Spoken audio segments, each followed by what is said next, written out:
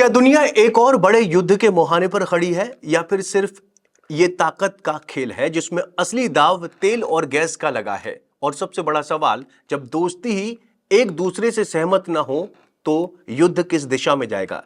कहानी शुरू होती है मिडिल ईस्ट से, जहां हालात इतने गर्म हैं कि मिसाइल पूरी दुनिया की अर्थव्यवस्था को हिला सकती है। हाल ही में इजराइल ने ईरान के सबसे अहम ऊर्जा ठिकानों में एक साथ पार्स गैस फील्ड पर हमला कर दिया।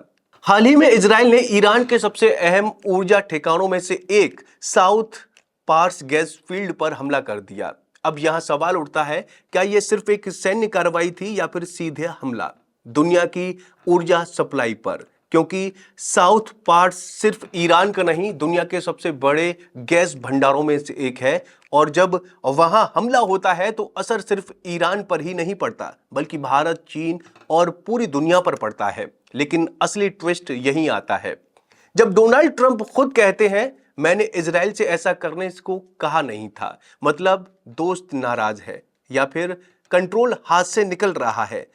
अमेरिका और इजराइल की जोड़ी हमेशा एक सुर में दिखती है, लेकिन इस बार सुर बिगड़ता हुआ दिखाई दे रहा है।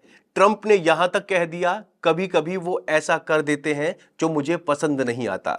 अब सोचिए, अगर दुनिया की सबसे ताकतवर जोड़ी में ही मतभेद आ जाए तो दुश्मन क्या करेगा? और हुआ भी वही। ईरान ने जवाब दिया, लेकिन सीधे इजराइल पर नहीं, बल्कि खाड़ी देशों के ऊर्जा ठिकानों पर भी। कतर, सऊदी अरब, संयुक्त अरब अमीरात, अब सब खतरे के दायरे में है। मतलब अब ये दो देशों की लड़ाई नहीं रही, ये ग्लोबल इकोनॉमी का मामला बन चुका है। और सबसे बड़ा डर क्या है? ऊर्जा संकट, तेल संकट, गैस महंगी, और उसका असर हर देश की जेब पर पड़ रहा है।